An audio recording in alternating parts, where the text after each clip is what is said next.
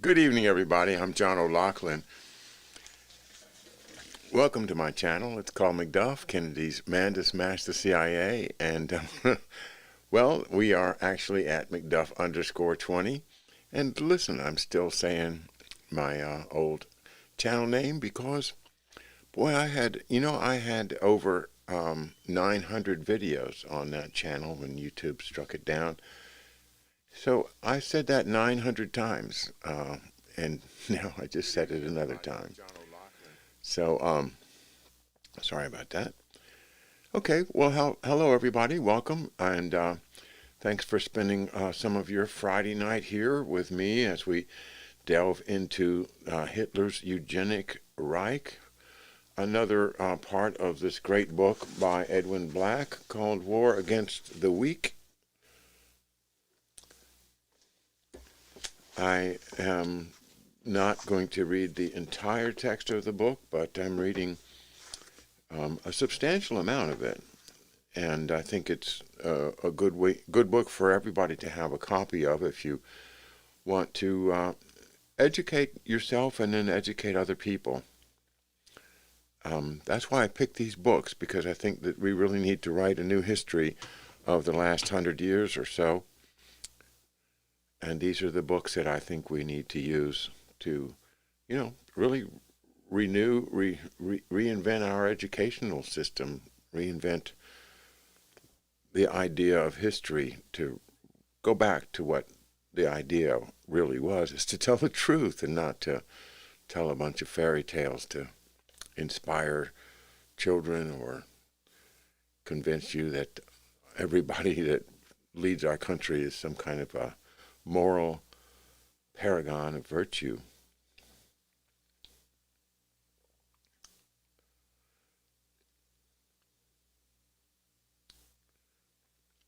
Well, welcome everybody. Hey, Kathy Sue, you're here. Super. And hey, Kathy Sue, we're going to do a concert tomorrow night. I know you're always asking me about singing. It's not really a concert. It's going to be a sing-along. We're going to do some of the good old Christmas songs from way back when that everybody has sung at one time or another, and might take requests. If they're not too difficult, we'll see what we can do with them. So, yeah, just a little bit of light-hearted celebration tomorrow night to lighten the mood and to, stick with tradition. Why not? So I know, Kathy, you'll join us if you can, and anybody else wants to. Just plan to sing along.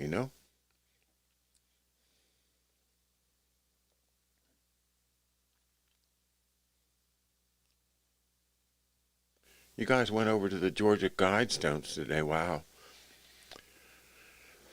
That must be breathtaking, especially after this morning. I was just reading the same thing, the 500 million people, that's Jim Mars's theme in his last book, Population Control.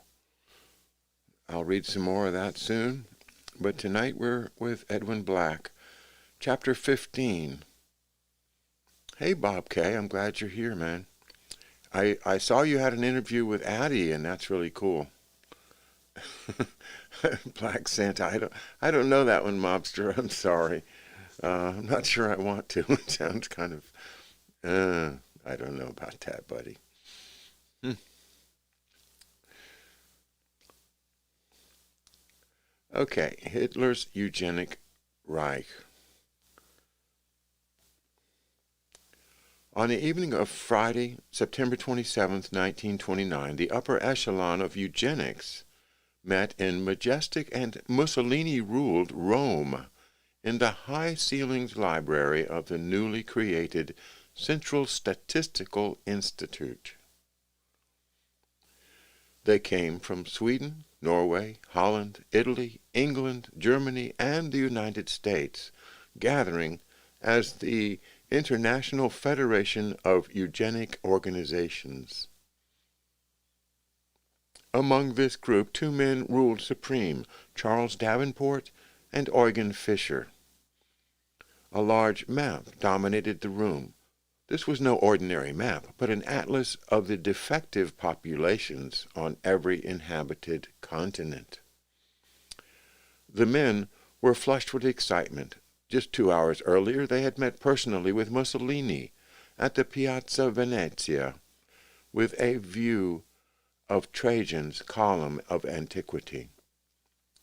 Indeed, their mission was a return to hereditary antiquity. All were intensely aware that they were assembled for a sacred duty in a city they revered as the oldest capital of the world. Davenport read the preliminary report of the Committee on Race Crossing. Entire populations of the unfit were designated. The Eugenic Atlas and other maps were scrutinized for the regions in which the committee, quote, has ascertained that tolerably pure races were intermarrying, creating first-generation hybrids, unquote. These would be the first people subjected to eugenical measures. John Alfred Mjøen of Norway displayed a map of his country, pinpointing regions with high concentrations of tuberculosis. He proclaimed that the tubercular zones constituted, quote, a map of race crosses in Norway. Mjøen wanted to target Lapp, Finn, and Norwegian hybrids. Captain George Pitt Rivers of England called for anthropologists to help catalog ethnographic statistics, asserting that the most dangerous effect of miscegenation was its disruption of, quote, the ethnic equilibrium shown in the differential survival rate. The Dutch representative focused on the mixed breeds of the Java Islands. In describing America's problem, Davenport spoke of U.S. Army intelligence testing that documented high levels of mental defectives. He then discussed tuberculosis rates in Virginia, comparing what he called the Black Belt against other areas in the state. Fisher insisted that the whole weight of the Federation should be engaged in supporting this work. He suggested that the, quote, Jew-Gentile crosses providing excellent material were obtainable in most European countries, and that bastard twins would give splendid data. During the course of their deliberations, the eugenic leaders agreed that paupers, mental defectives, criminals, alcoholics, and other inferior strains should be incarcerated en masse. They resolved that, quote, all members should bring to the notice of their governments the racial dangers involved in allowing defective persons, after training and rehabilitation in institutions, to return to free life in the community, unquote. In other words, they were advocating permanent incarceration. Only later did someone think to amend the resolution to read, quote, whilst retaining their ability to procreate. The worldwide cataloging of the unfit was to begin at once. It would start on, quote, the American continent and certain small and large islands in the oceans. At this point, America was still the only country with years of experience in state-sanctioned sterilization and other eugenic legislation. Fisher chimed in, however, that changes in the German criminal code were coming, and these would soon enable widespread sterilization and other eugenic measures there. Hitler's arrival on the eugenic scene changed the entire partnership between German and American eugenicists. America had shown Germany that the way during the first 2 decades of the 20th century, treating the struggling German movement with both parental fascination and Nordic admiration. But when Hitler emerged in 1924, the relationship quickly shifted to an equal partnership. National Socialism promised a sweeping hereditary revolution, establishing dictatorial racial procedures American activists could only dream of. During the period between wars, the American movement viewed National Socialism as a rising force that could, if empowered, impose a new biological world order. Nazi eugenicists promised to dispense with the niceties of democratic rule, So even if America's tower of legislation, well-funded research, and entrenched bureaucratic programs still monopolized the world of applied eugenics in the 1920s, National Socialism promised to own the next decade. American eugenicists welcomed the idea.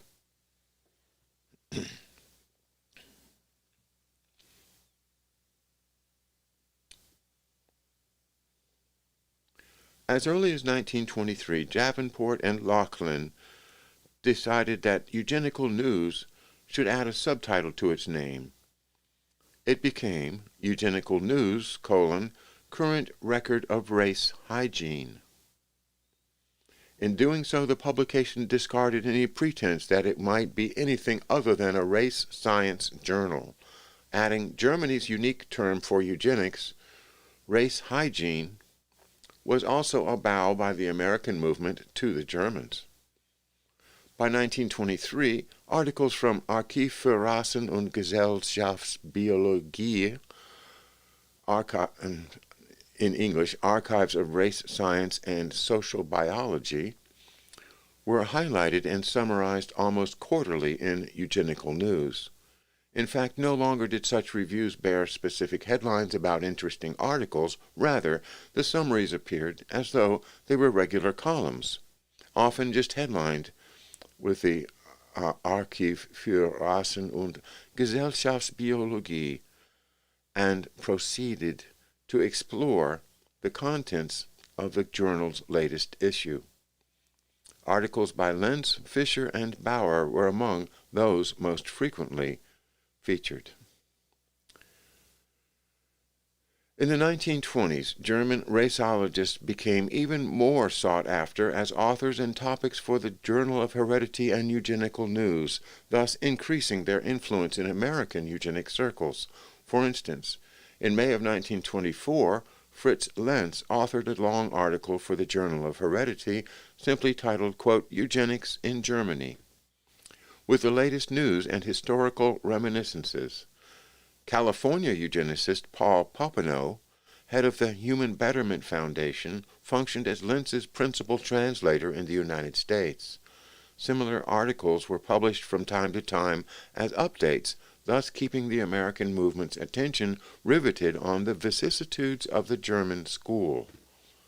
A typically enthralled review of the latest German booklet on race hygiene ran in the October 1924 Eugenical News, with the lead sentence, quote, It was a happy thought that led Dr. Llewellyn F. Barker, a leading eugenicist as well as a physician, to translate the little book of Dr. H. W. Siemens of Munich into English. Such fawning editorial treatment appeared in virtually every edition of American eugenics journals. Nor was coverage of German race hygienists or hygienists, German race hygienists and their work, nor was coverage of German race hygienists and their work limited to the eugenic press. They were reported as legitimate medical news in almost every issue of the Journal of the American Medical Association, chiefly by the journal's German correspondent. For example, in May of 1924, Erwin Bauer's latest lecture to Berlin's local eugenics society was covered in great detail in a two-column story. JAMA, or JAMA, the Journal of the American Medical Association, repeated without comment or qualification Bauer's race politics. Quote, a person of moderate gifts may be educated to be very efficient, the article read, but he will never transmit other than moderate gifts to his own offspring. The attempts to elevate the Negroes of the United States by giving them the same educational advantages of white population receive the same advantages the white population receives have necessarily failed. The article also regurgitated Bauer's contention that the Jukes family was proof positive of eugenically damaged ancestry. Race suicide, JAMA continued, from Bauer's speech, brought about the downfall of Greece and Rome, and Germany is confronted by the same peril. JAMA used no quotation marks and presented the statements as unredacted medical knowledge. Nor did the rise of Hitler in Weimar race politics after 1924 diminish the frequency or prominence of German raceologists' exposure in the American eugenics press. The January 1926 issue of Eugenical News featured a long article written by Lentz entitled, "Are the Gifted Families in America Maintaining Themselves?" Dense with statistics and formulas, Lentz's article analyzed recent California eugenic research with a German mindset, warning that, quote, "the dying out of the gifted families of the North American Union proceeds not less rapidly, and also among us in Europe. I think one ought not to look at the collapse of the best elements of the race without action." When Lehman's fascist publishing house released a series of race cards, that is, popular trading cards depicting racial profiles, from the Tamils of India to the primitive Baskirs of the Ural Mountains, their availability was fondly reported in Eugenical News. Fascinated with the novelty, Eugenical News suggested, however, that the cards could be improved if the pictures would reveal more body features. German race cards, just like many baseball cards, came 10 to a package. In May of 1927, Eugenical News reported the introduction of a German race biological index to eugenically rate different ethnic groups. The article repeated German warnings of the danger, quote, "of an eruption of colored races over Europe through the French colonies and colonial troops." In the article, German researchers urged, quote, "further studies in America, both of Indians and American Negroes, as compared with those still living in Africa," unquote. German race analyses of American society were always well received. Unqualified German racial references to Jews gradually became commonplace in American publications as well. For example, in the April 1924 issue of Eugenical News, an article reviewing a new German, quote, "racial pride" book published by Lehman's mentioned, quote, "in an appendix the Jews are considered, their history, and their role in Germany." A German article on consanguineous marriages summarized in the November 1925 issue of Eugenical News stated, "Their evil consequences are pointed out and are commoner among Jews and royalty than elsewhere in the population." A December 1927 summary of a German article reported, quote, "the social biology and social hygiene of the Jew is treated by the distinguished anthropologist Wissenberg of Ukraine. This has largely to do with the vital statistics of the Jews in Odessa and Elizabethgrad, with special relation of the Jews to acute infection." In April 1929, a Eugenical News book review entitled "Noses and Ears" informed readers, quote, "the straight nose of Gentiles seems to dominate over the convex nose of Jews." No explanation was necessary or offered for these out-of-context references to Jews. That Jews were eugenically undesirable was a given in German eugenics, and many American eugenicists adopted this view as well.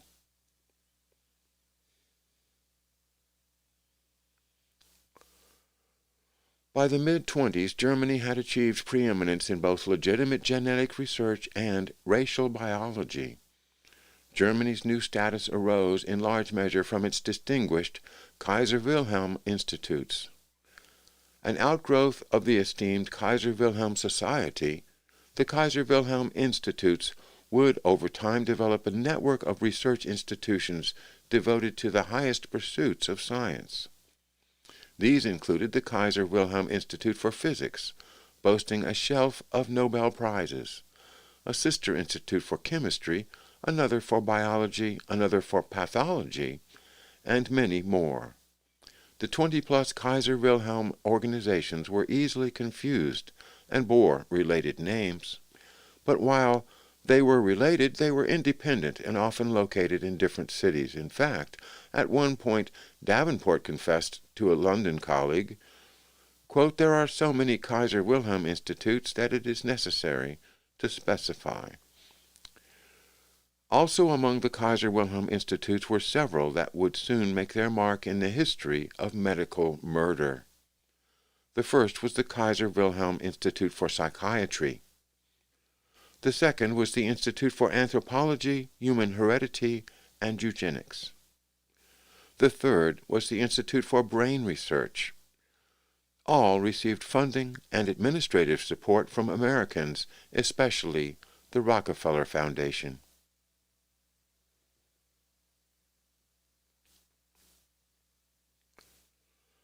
James Loeb, an American banker and art lover of German Jewish descent who lived in Europe, was among the first to subsidize the organization that evolved into the Kaiser Wilhelm Group.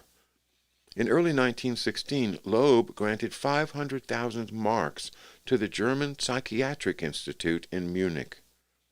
Loeb's money, however, was quickly overshadowed by the Rockefeller Foundations.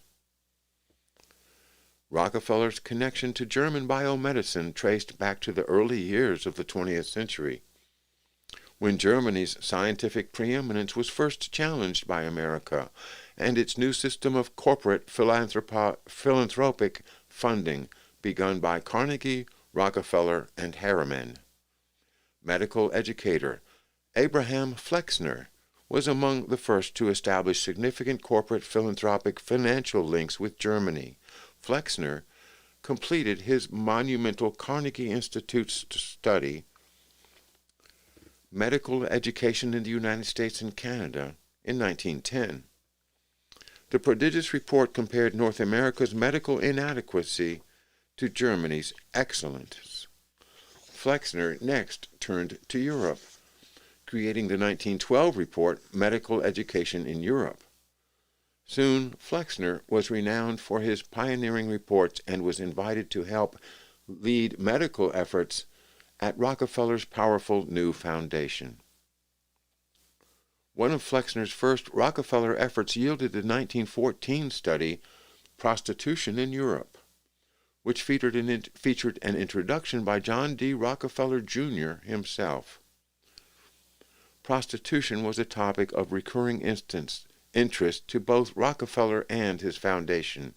At about this time in 1914, German academicians began to realize that generous American-style philanthropy was a springboard to higher scientific achievement.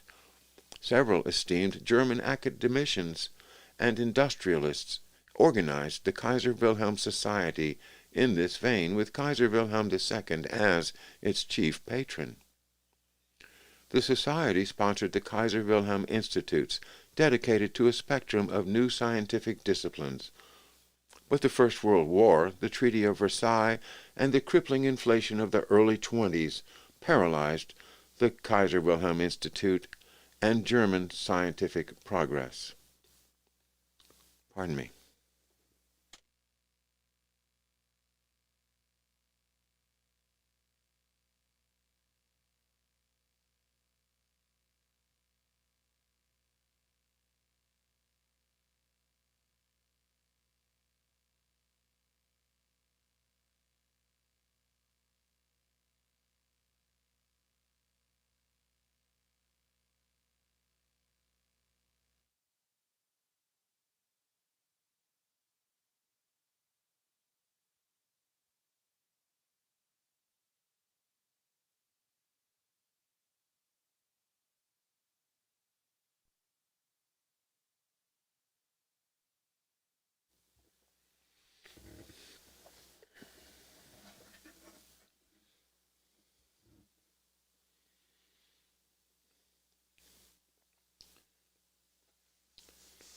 The quote from John D. Rockefeller Jr., I think it needs to be amplified with the great report by James Corbett on the um, how oil took over the world and why big oil took over the world. Because in that he reports extensively on John D. Rockefeller Jr. as being the saying that he wanted to make it the mission of his life to reduce the population of the world, and especially the unwashed masses, or however he referred to them. So this is John D. Rockefeller Jr., the guy, the heir of John D., who takes on a mission in life, early in his life, of pursuing the eugenics program. And just like Prince Philip of that small island over there, yeah, that one. See if they're going to zap my program just for saying the name of that prince. Maybe not. Not tonight. Maybe they're asleep or too busy. There's too many of us now. They can't zap us all, right?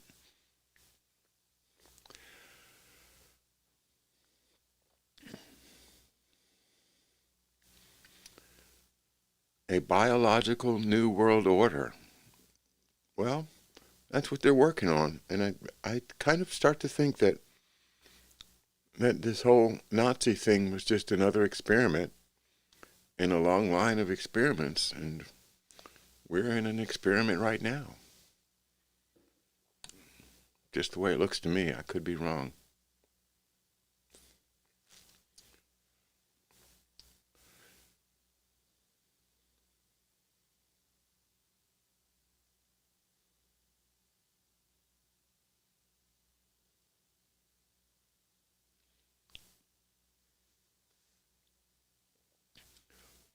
Yeah, I saw George's video this afternoon too, Bob Kay and everybody. I was intrigued. I want to know what he's talking about with some type of discussion or interview or debate tonight.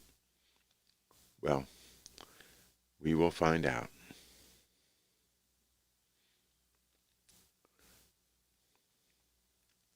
Amazing man, George Webb, and very proud to participate in his progress.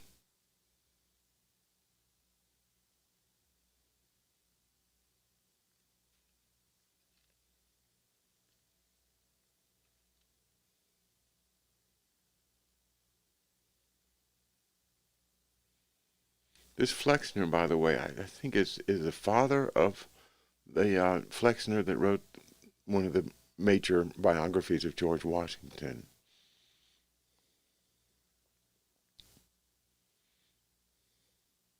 And I think they're Jewish.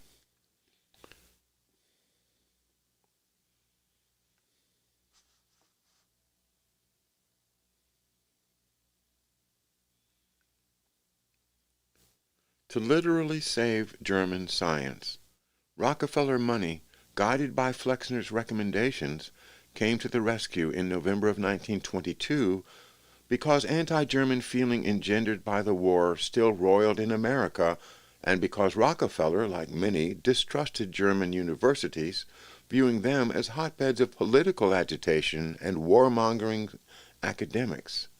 The Rockefeller Foundation circumvented the universities, the traditional channels of scientific funding. Instead, the foundation inaugurated its own special funding committee. Flexner selected his longtime Berlin friend, Heinrich Paul, to lead the committee. Paul had assisted Flexner during his earliest survey of German medical schools. Paul, also a leading eugenicist, advised the Prussian Ministry of Health and lectured extensively on hereditary traits and feeble-mindedness.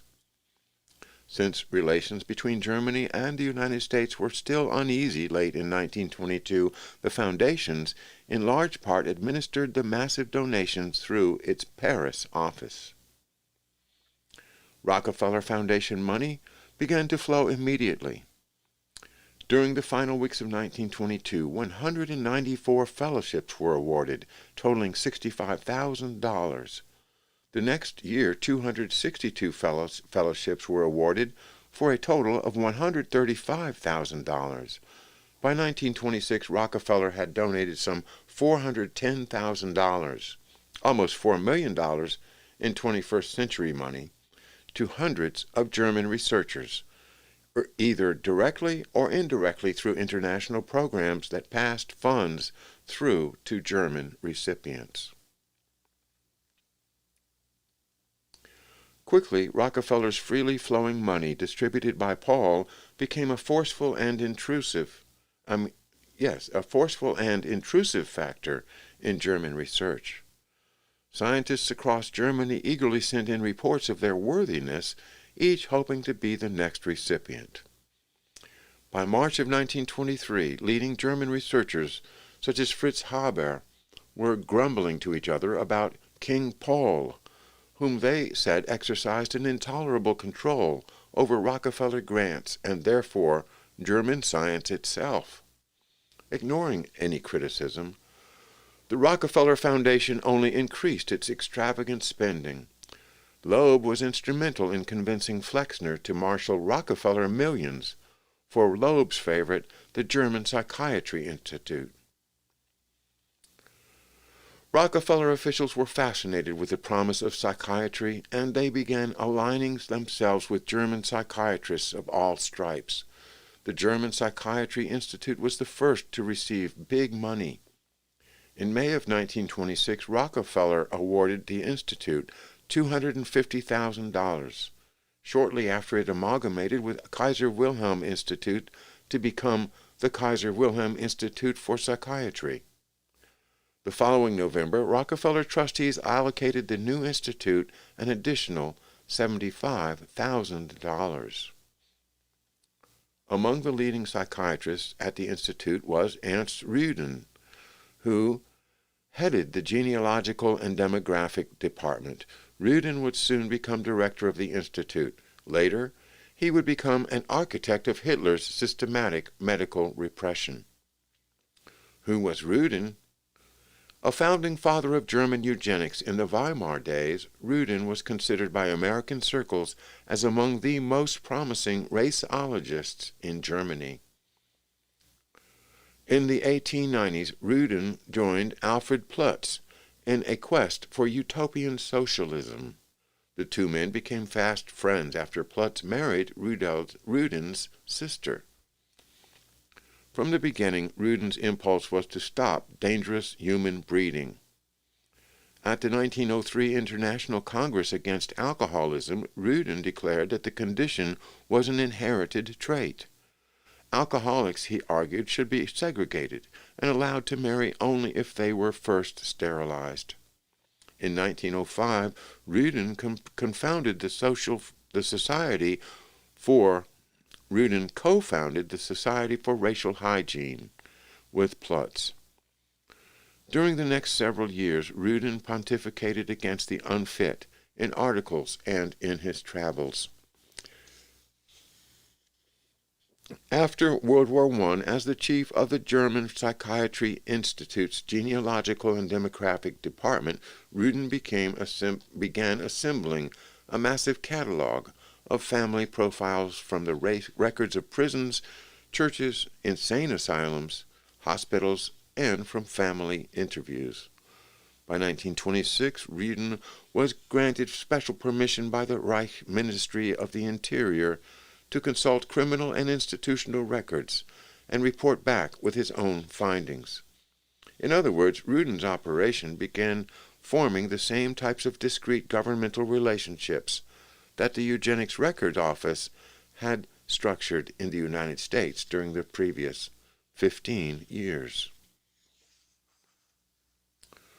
Rüden, of course, was quite visible in America. Articles by and about him had run in the National Eugenic Press for years. In May of 1922, the Journal of Heredity published a brief about a discussion by Rüden on the inheritance of mental defects. In June of 1924, Eugenical News informed its readership that Rudin was building an extensive collection of family histories and assured, quote, a vast quantity of data had been obtained. Later that year, in the September issue, Eugenical News published a follow-up report asserting that Rudin's studies of the inheritance of mental disorders are the most thorough that are being undertaken anywhere. It is hoped that they will be long continued and expanded. A 1925 Eugenical News article praising the family tree articles of the German Psychiatric Institute celebrated Rudin, quote, whose dynamic personality infuses itself throughout the entire establishment. By this time, Rudin was the star of German eugenics. Later, the Journal of the American Medical Association also published a long report about Rudin's work on heredity and mental disease.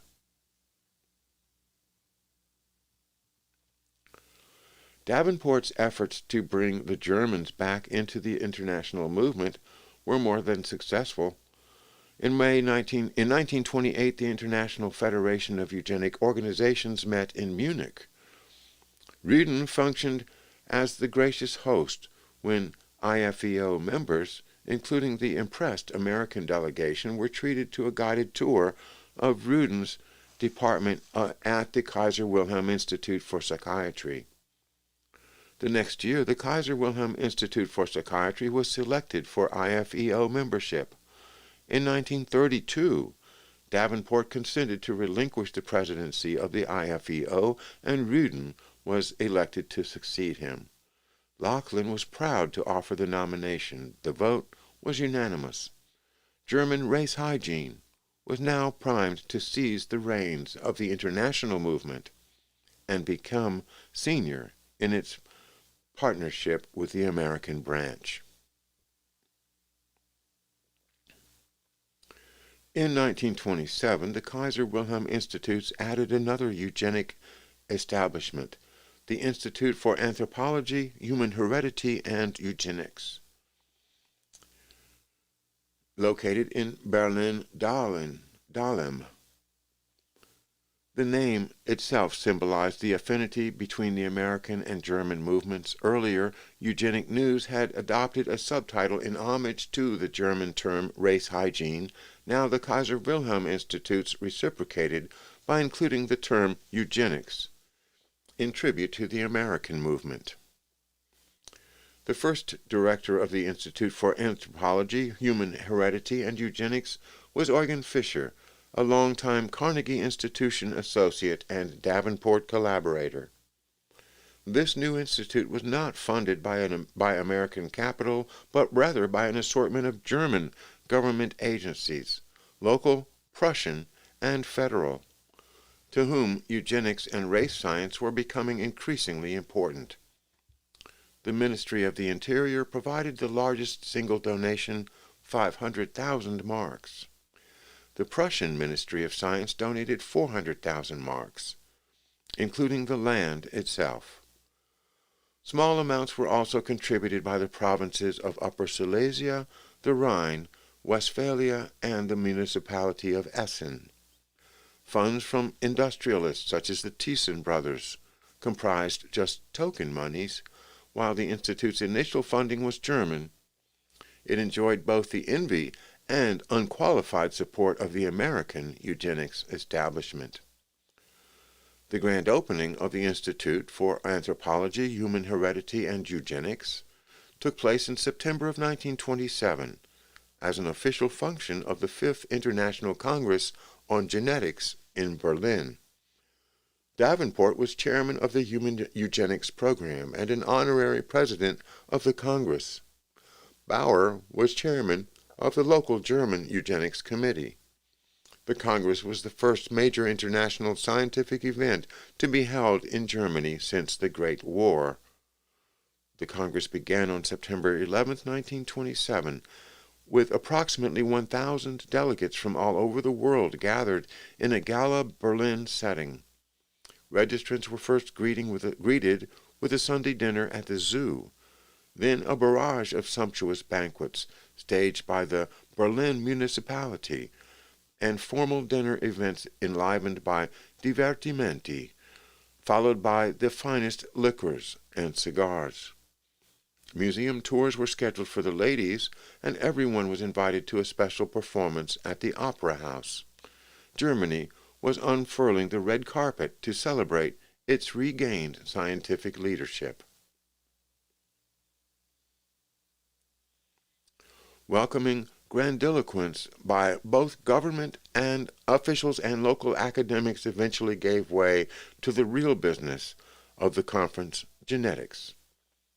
A procession of several dozen research papers and exhibits reported the latest developments in a spectrum of related disciplines, from genuine scientific revelations about the genetics of plants and animals, to the most recent advances in cytology, to the newest slogans and Mendelian math of traditional racial eugenics. A large Carnegie contingent was on hand to contribute its own research, proffering papers and delivering lectures. On the afternoon of September 27th, Davenport and his colleagues traveled to Berlin-Dahlem for the much-anticipated grand opening of the new Institute for Anthropology, Human Heredity, and Eugenics. Davenport had been eager to congratulate his friend Fisher in person from the moment he had learned about his appointment almost a year earlier. Situated on about an acre of land with a museum in the basement and a complex of lecture rooms, measurement labs, and libraries on most other floors, the Institute was the new centerpiece of eugenic research in Germany. As the leader of American eugenics, Davenport proudly delivered one of the commemorating addresses at the grand opening. The next year, the IFEO added the new institute to its roster. Davenport was so impressed with Fisher's Institute that he felt obliged to provide a brief history of eugenic progress in America to the Institute's administration. The third Kaiser Wilhelm Institute in Germany's eugenics complex was the Institute for Brain Research.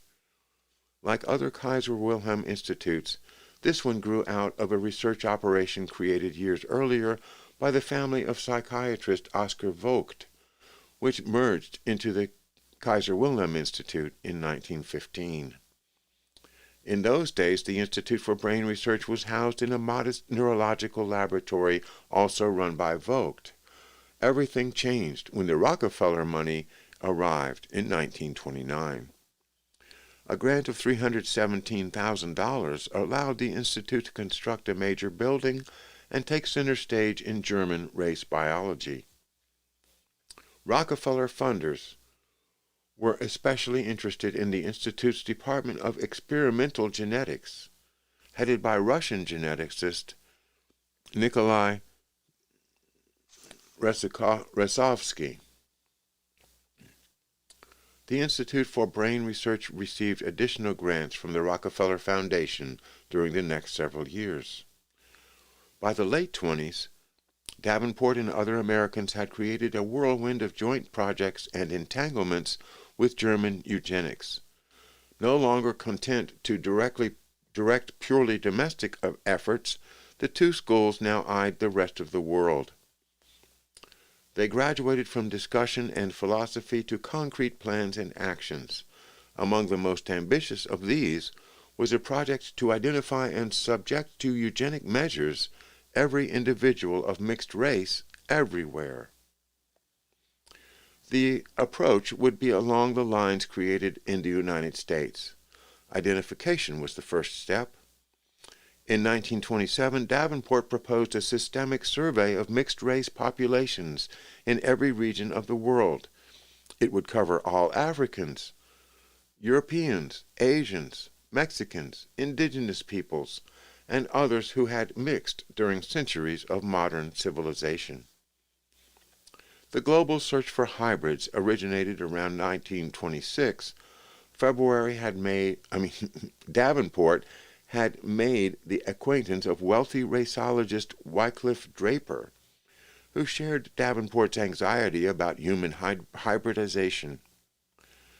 The plan was to conduct field surveys using questionnaires, just as eugenicists had done in various countries and remote areas around the United States, but this time they would cover not just a state, not just a nation, but eventually every populated region on Earth. They needed a demonstration project. Davenport's first impulse was to survey New York City, but he thought mixed-race individuals would be easier to identify in foreign countries or colonies. "I'm suggesting Jamaica," Davenport wrote Draper on February 26, 1926, "because I take it that there is a larger proportion of mulattoes." Within 3 weeks, Draper wrote a check to the Eugenics Research Association for $10,000 to defray the costs of a 2-year study of, quote, pure-blooded Negroes as found in the Western Hemisphere, and of white as found in the same places, with a special reference to inheritance of the differential traits in mulatto offspring, unquote. Over the next 2 years, Davenport's investigators deftly researched the family backgrounds of 370 individuals taken from the local penitentiary and from the city center of Kingston, Jamaica. The American consul in Jamaica interceded with the British Colonial Office to provide special access to the island's jails, schools, and doctors. Some 8,000 sheets of information were generated by field workers and archived in the Eugenics Record Office. But the Jamaica project featured something totally new. For the first time, personal identification and eugenic traits were punched into IBM's Hollerith data processing machines. International business machines would be a perfect match for eugenics. People tracking was the company's business. IBM's technology involved hundreds of thousands of custom-designed punch cards processed through punching, tabulating, and sorting machines. Hollerith punch cards could store an almost unlimited amount of information on people, places, and processes by virtue of the holes strategically punched into their columns and rows. Hollerith processors then read these holes and tabulated the results. Hollerith cards were originally developed for the U.S. Census, and IBM enjoyed a global monopoly on data processing. More than just counting machines, Hollerith systems could cross-tabulate all information on individuals and then match or cross-reference the data to their plain paper or already punched street addresses or other geographic identifiers. Hence, people identified with certain traits could be easily located for additional eugenic action. For example, these high-speed tabulators could quickly identify a specific class of eugenic subjects, say, all first-generation morons of Mexican extraction with vision problems. All relatives across extended family trees could be connected to the selected individuals. Or the machines could identify all eugenically inferior residents in a single village, plus their descendants living elsewhere.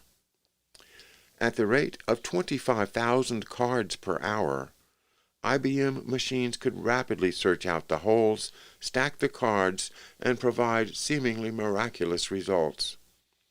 Continuous refinements in high-speed Hollerith technology would soon permit alphabetizing and printouts. As massive numbers of individuals passed from identification to segregation to sterilization and beyond, even the workflow could be managed by IBM technology using card designs, punching patterns, and equipment arrays, each custom configured to a specific use. Mass eugenics required efficient systems. IBM was willing.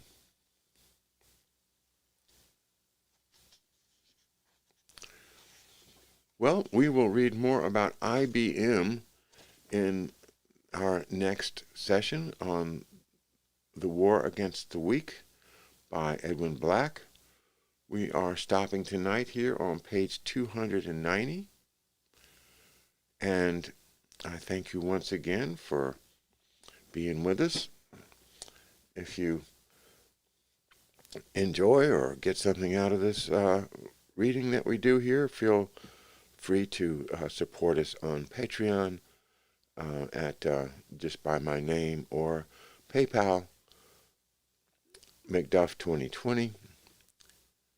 You can just go to screamingospreys.com and punch the convenient button there if you want to get in touch with those guys. Anyway, thanks a lot tonight, and we will see you tomorrow morning. Looking forward to see what George Webb has on in a few minutes, and I will be talking to George tomorrow morning at 11 a.m. for another edition of McDuff and Webb Saturday Morning. So we'll see you then. Good night.